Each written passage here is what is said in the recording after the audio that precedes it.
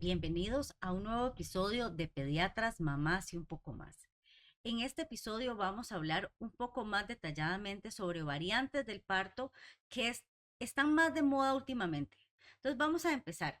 Katia, ¿qué puedes hablarnos de lo que significa un parto domiciliar? ¿Qué es un parto domiciliar? Bueno, hola chicas, un saludo a todas las personas que nos están escuchando hoy. Pues decidimos hablar y tocar este tema porque sabemos que en la actualidad pues se está poniendo, como dijiste hace un rato, de moda, ¿verdad? Algunas variantes distintas al parto intrahospitalario. Y sabemos que está en tendencia, no solo en nuestro país, yo creo que más en otros países del mundo, lo que es el parto domiciliar. El parto domiciliar es ese parto que de forma controlada se realiza, como dije ahora, en un ambiente extrahospitalario. Puede ser en una casa, no sé, en un apartamento, en algún, ¿verdad? En algún otro sitio que esa mamá haya escogido para llevar su labor de parto y poder parir ahí. Pero es muy interesante este concepto. ¿Por qué? Porque si retrocedemos en la historia, la mayoría de los nacimientos se producían siempre en el domicilio o en la comunidad, ¿verdad? Y eso ha sido lo que se ha hecho históricamente. Lo que es el parto intrahospitalario es un fenómeno que es relativamente reciente y ese se comenzó a producir sobre todo en los países desarrollados en el siglo XX. Muchos digamos, por ahí de los años 70 es que fue que en países desarrollados se comienza a dar la atención del parto que pasa del ámbito domiciliario al ámbito hospitalario y eso se obedeció a que lo que se buscaba era universalizar así la asistencia sanitaria y por ende disminuir los riesgos asociados a lo que era tener un parto hospitalario en el hogar. Entonces, pues eso es lo que ha venido, lo que sucedió, digamos, como datos históricos, pero desde los años 70, ¿verdad? Del siglo pasado, Cuando nacimos nosotros. cuando nacimos nosotros, pues a mí me tocó por dicha nacer en un hospital, Exacto. Ujú. pero, eh, pero ahora hemos visto que en los últimos años esto ha venido creciendo, el interés de las mamás por hacerlo de esta forma. Es tan así que existen consensos y revisiones del tema desde la base de la evidencia, ¿verdad? De medicina basada en evidencia, para poder dar recomendaciones de cómo poder realizar un parto domiciliar de forma segura. Ok, y Katia, ¿y hay países entonces donde es más frecuente este parto vaginal? Bueno, como dijiste vos en el pasado, ¿verdad? En el podcast pasado, me di a la tarea de estudiar un poco de este tema y me llamó la atención lo siguiente. Pues resulta que hay países que lo tienen normalizado como parte de la asistencia sanitaria. Entonces, países como Escocia, Australia, Holanda, Canadá, sobre todo países europeos, ¿verdad? Tienen dentro de su sistema de salud, dan la facilidad a esa mamá que prefiere tener un parto domiciliario para que puedan eh, realizarlo de esta forma con toda la atención desde el plan organizado desde el hospital. O sea, como un plan de parto domiciliar ya Es un, solicitado. es un Ujú. plan de parto domiciliar coordinado con toda la asistencia por personales, por personal de salud profesional, ya sea ginecólogo o las matronas, que son certificadas, ¿verdad?, dentro de esos hospitales. Y eso ha cambiado tanto que se ha visto que hasta el 20% de los partos en Holanda, por ejemplo, se hacen a nivel domiciliar. Qué Ujú. interesante, ¿verdad? Sumamente interesante, porque al final de cuentas tenemos que hablar de algo que es sumamente necesario. ¿Cuáles son los beneficios de este tipo de parto y cuáles son los riesgos de este tipo de parto en la casa? Porque si en los años 70 nos fuimos a un hospital, ¿por qué nos estamos devolviendo a la casa otra vez? Bueno, esto es interesantísimo. Definitivamente, las condiciones sanitarias asistenciales de lo que fue el siglo pasado a lo que ahora conocemos ha cambiado de una forma pues drástica y para mejorar también, ¿verdad? Sin embargo, se sabe o lo que se ha revisado hasta el momento y lo que se ha publicado, se dice que dentro de los beneficios del parto domiciliar, dentro ¿verdad? O sea, de este parto en una casa es que hay una menor tasa de morbilidad materna en cuanto a hemorragia posparto, hay menos riesgo de infecciones para la mamá, ¿verdad? De hacerlo no en un ambiente hospitalario, y la otra cosa es que es menos riesgo de laceraciones a nivel de lo que es el perineo. También se habla de que como beneficio tiene que esa mamá va a tener una menor tasa de intervenciones y menor posibilidad de que sea un parto instrumentalizado. Y también como beneficio para el bebé, se dice que hay una mayor tasa de satisfacción relacionada con la consideración de ese apego, de ese ambiente controlado, de un ambiente muy respetuoso. Hay familias que escogen la música, quienes puedan estar presentes en el lugar, quienes pueden hablar, ¿verdad? Es como mucho el respeto que se da alrededor de ese momento. Entonces también está como beneficio que se ha visto que las mamás que logran un parto de este tipo tienen una mayor tasa de lactancia materna exitosa.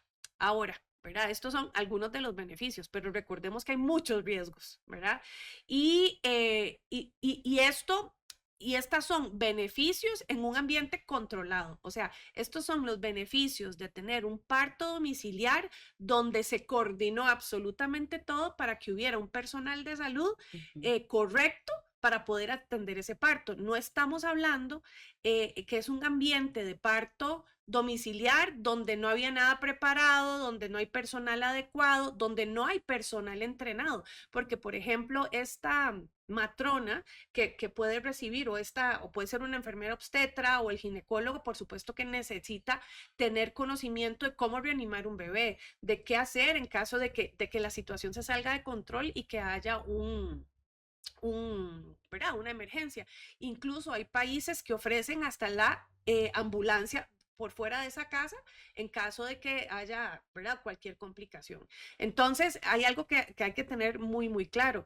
Esto se recomienda en un ambiente controlado. ¿Verdad? No es que, ay, yo decido parir en mi casa y así a lo natural como se hacía antes, porque eso es otro concepto de parto, ¿verdad? Y eso es importante, porque ya también hacerlo de esa forma, como tan natural, o yo no sé si casi, casi salvaje, ¿verdad? Como se hacía hace tantos años, pues también tiene sus riesgos. Y ahí, digamos, me imagino que lógicamente hay que valorar también la evolución del embarazo, ¿verdad? Porque si es un embarazo de alto riesgo, hay alto riesgo de complicaciones, y esa mamá tiene que, aunque ella quiera tener un parto domiciliar, tiene que ver todo eso también con su médico Eso tratante. es un punto importantísimo, Adri. De hecho, cuando uno revisa las guías o el consenso que hay de las diferentes sociedades de ginecología y de obstetricia, incluso hasta hay federaciones de matronas o midwives, como se Ujú. llaman, ¿verdad? Hablan de cuáles serían las indicaciones para que esto se pueda llevar a cabo y cuáles serían las contraindicaciones. Y dentro de esas indicaciones está clarísimo que esa mamá tiene que ser una mamá sana, que haya tenido un embarazo sano y que además no haya habido ninguna patología, ni que se haya notado una patología materna preexistente y mucho menos de ese bebé, ¿verdad? O sea, tiene que ir todo muy bien, ser como mamá sana, bebé sano. Claro. La otra cosa es que los partos múltiples o los embarazos múltiples, eso no se puede hacer, ¿verdad? Tiene que ser un parto de bebé único, un feto único, que haya completa seguridad de que el bebé esté en presentación cefálica, no puede haber otras presentaciones, ¿verdad? Para que eso se pueda manejar a nivel domiciliar.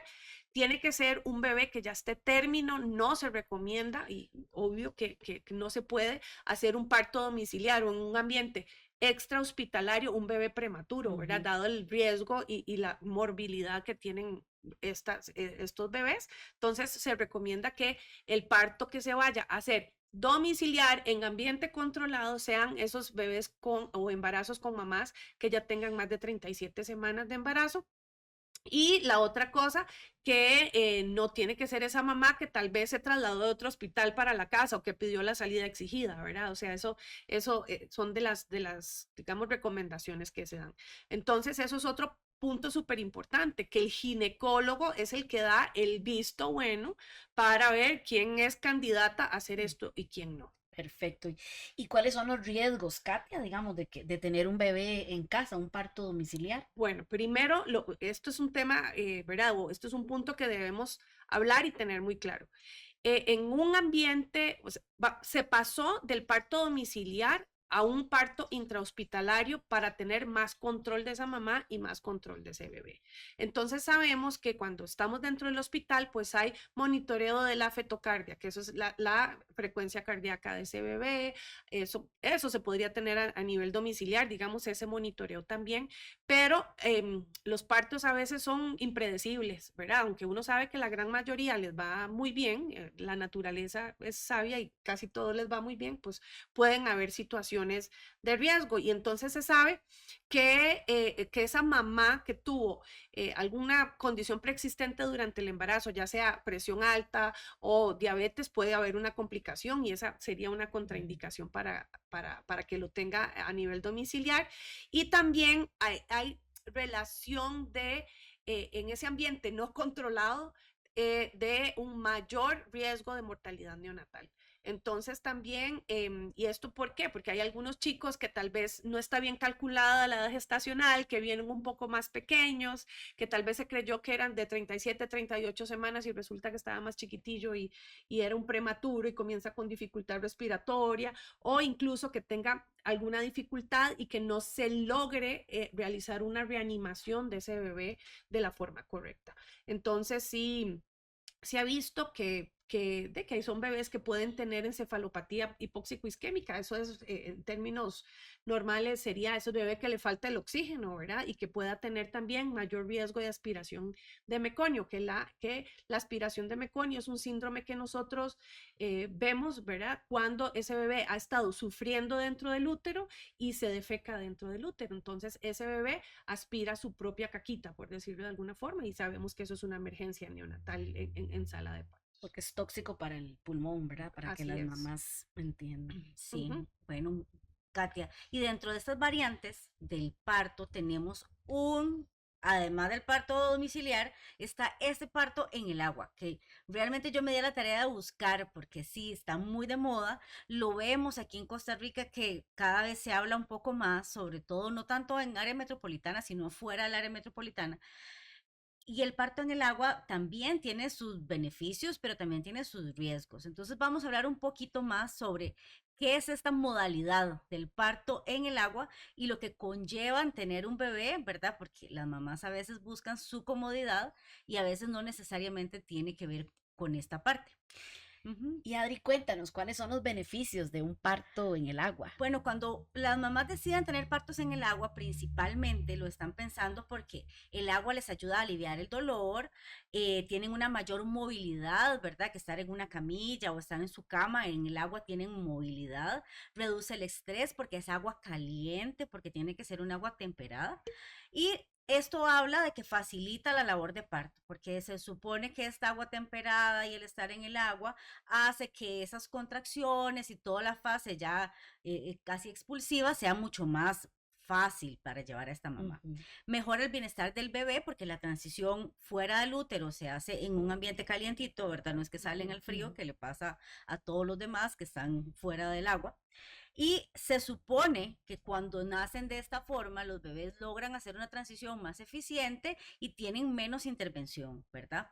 Y que se recupera mucho más rápido la mujer después de que tiene el parto y disminuyen los riesgos de los desgarros, entonces no se hacen episiotomías ni ninguna otra intervención a nivel de la parte expulsiva.